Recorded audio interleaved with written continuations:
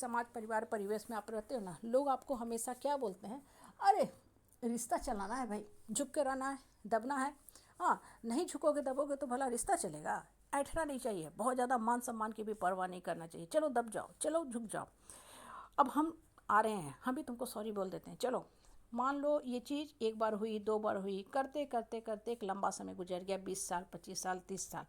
अब वो इंसान कह भी रहा है, पैर पे गिर के माफ़ी भी मांग रहा है, तो क्या आपके मन में वो फीलिंग रहेगी पहले वाला प्यार भाव, उमंग जोश रिश्ता चलाने का? नहीं, नहीं रहेगी।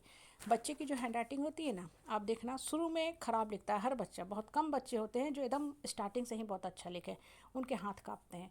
फिर वो बच्चा प्रैक्टिस करते करते करते नॉर्मली 6 7 आते आते अच्छा लिखने लगता है, और 8 आते आते एकदम मैच्योर हैंड राइटिंग हो जाती है, और 9th आते आते एक्सीलेंट हैंड राइटिंग हो जाती है। ठीक है, लेकिन अगर बच्चा हैंड राइटिंग के ऊपर कभी काम किया ही नहीं, कभी काम किया ही नहीं, उसका हैंड जो है, हाथ जो है, गलत लिखने का वो आदी हो चुका है। बहुत लोग लिखते हैं ना, जैसे र, मैं भी थोड़ा अलग ढंग से लिखती हूँ। ख लिखते हैं ना, तो पूरा ना लिख के हम आधा करके लिख देते हैं, क्योंकि मेरी आदत वैसे ही पड़ी हुई गंदे लिखने की। तो वो बच्चा अगर अब 10th में आ गया, अब सोचे कि हैंड राइटिंग सुधारेंगे, तो कभी नहीं सुधर सकता। कितना भी वो कॉपी लिख ले, लिखावट लिख ले, कंडा के पेन से भी लिख ले, पार्कर के पेन से भी लिख ले, नहीं सुधरेगा। रिश्ता भी वही है।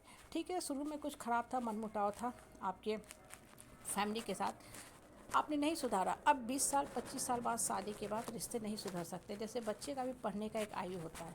शुरू में हर बच्चा बदमाशी करता, चंचल होता। कुछ बच्चे होते हैं जो शुरू से ही बहुत सिंसियर होते हैं, उनके अंदर वैसी क्वालिटी होती है, आत्मा होती है।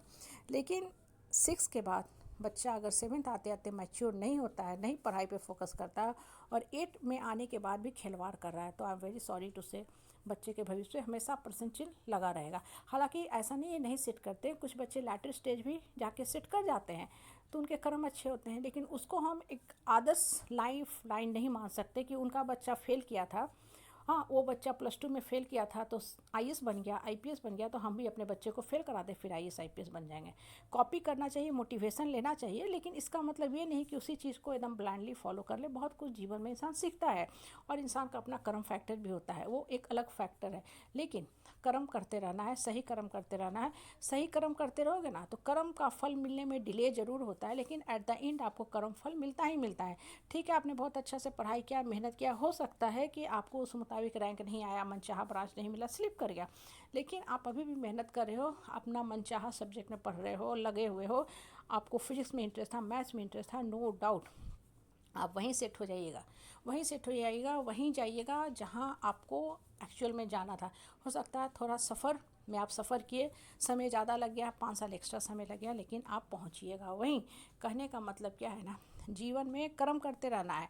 और जो लोग ये दुहाई देते हैं ना, अरे ईगो पे मत लो, मान सम्मान की बात मत करो ज़्यादा, सेल्फ रिस्पेक्ट की बात ज़्यादा मत करो, तो उनको ये चीज़ सिखा देना कि जो लोग ईगो वाले होते हैं ना, वो अंधे होते हैं, क्रोधी होते हैं, और अपने ईगो को सेटिस्फाइड करने के लिए जीते हैं और दूसरे के ऊपर तानाशाही करते हैं। और जो सेल्फ रिस्पेक्ट वाले होते हैं ना, मान सम्मान वाले होते हैं, वो खुद भी जीते हैं सर उठा के, दूसरे को भी जीने का हक देते हैं, तुम भी सर उठा के जियो, और सीख भी देते हैं कैसे सर उठा के जीना। यही अंतर होता है। इसलिए जो भी परिवार समाज परिवेश में जहाँ पर रहते हो बेकार की बात करते हैं ना, उनसे पहली बात मुंह लगाओ ही मत। मुंह लगाना आपके एनर्जी को डिप्लीट करने का सबसे बड़ा स्रोत है। ठीक है, खाना अगर नहीं खाते हो तो आप बीमार नहीं पड़ोगे, नहीं खाते कोई बात नहीं, बॉडी डिटॉक्सिफाई हो जाएगी, आपकी बॉडी पार्ट को भी थोड़ा आराम मिल जाएगा, रेस्ट हो जाएगा। लेकिन अगर ख़राब खाना खाते हो, बीमारी का खाना खाते हो, तो आपको निश्चित ही फूड पॉइजनिंग हो जाएगा और आप निश्चित बीमार हो जाओगे। नहीं खा के कोई नहीं बीमार होता, लंबा लोग फास्टिंग करते हैं और उनका बॉडी अच्छा हो जाता है। कहने का मतलब क्या है ना, कि रिश्ता रखो तो अच्छे लोगों से रखो। बेकार लोगों के साथ बात करोगे ना, बेकार टॉक करोगे, लूज टॉक करोगे, तो वो लोग आपकी मानसिक शक्ति को डिप्लीट कर देंगे, ड्रेन आउट कर देंगे। उनका वो स्टैंडर्ड ही नहीं है, क्योंकि उनको उठना है नहीं, उन लोगों को उठना है नहीं, तो उनको छोड़ दो, उनको छोड़ दो। उनसे बहुत बहस मत करो, बातचीत मत करो, काम से काम बात करो, या नहीं हो तो एकदम दिमाग से अलग कर दो। क्योंकि आपका जीवन आपके अपने कर्म से चल रहा है, ना कि दूसरे के इसके उसके फीडबैक से। जितना ज़्यादा दूसरे के फीडबैक पे डिपेंडेंट रहोगे ना, आप कभी भी सही नहीं सोच पाओगे, क्योंकि आपके दिमाग में लोगों की बातें ही इतनी चलते रहेंगी, दौड़ते रहेंगे। और दूसरी बात, अगर आपको बहुत तंग और परेशान किया जा रहा है तो फिर लीगल हेल्प ले लो, क्योंकि किसी भी इंसान को मानसिक रूप से स्वस्थ होना बहुत ज़रूरी है। सरकार फिजिकल फिटनेस पे ध्यान देती है, दवा का इलाज करती है, बहुत सा व्यवस्था करती है, उसी तरह मेंटल फिटनेस पे भी सरकार बहुत ध्यान दे रही है। अगर बहुत ज़्यादा परेशान किया जा रहा है तो मेंटल